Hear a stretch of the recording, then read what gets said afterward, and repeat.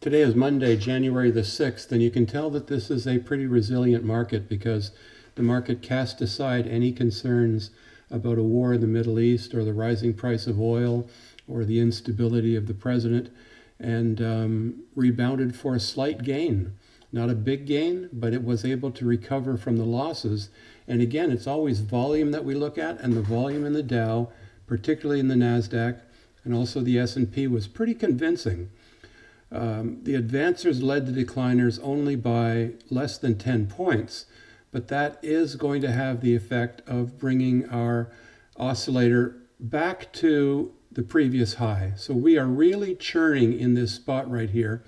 And I've said this before, but we see this often. We've seen it here before, and it resolved to the downside. We've seen it here, and it resolved to the downside. We've seen it here, and it resolved to the downside. So I'm keeping powder dry still, but I did make a trade today, and I'm going to tell you it was in Amazon. So the S&P 500 had this nice recovery. So we are still above the 78.6% Fibonacci. And heading, and I'm still thinking there's some down before it's up, to 33.36, which would be a 100% extension of this move up. So it would be a repeat of this move up after we had a 38.2% pullback. Okay, then we had this rise to 50% of this move. And then we had a pullback to 68.1%. So these are all harmonic Fibonacci values, all harmonic patterns. Something that you undeniably, you just can't afford to ignore.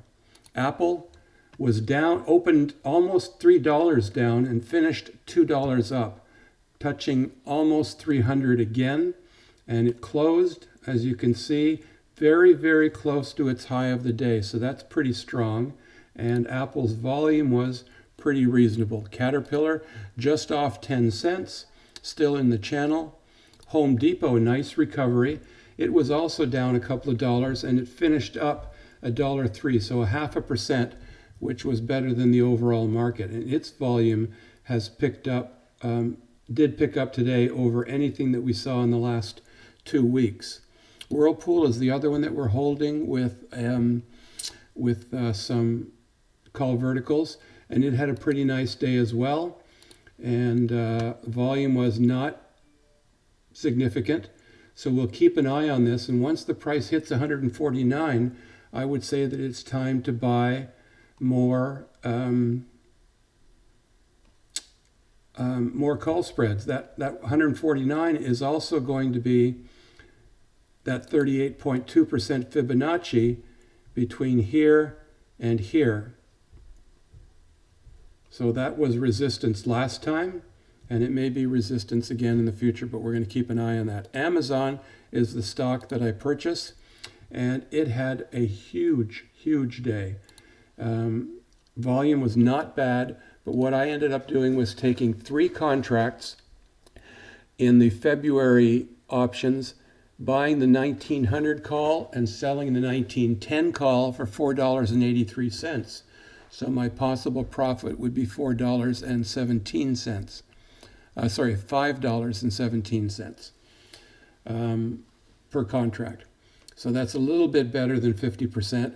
So my odds are 50-50 that I'll be in the money, but I'm going to keep an eye on this. I am looking for the stock to move to 2024.94. We're still looking at Shopify. It didn't finish. It did create a new high today, and that is significant. And it's got the break over 409.61. So let's keep a look at that. But the volume, let's keep on looking at that. But the volume was not particularly helpful.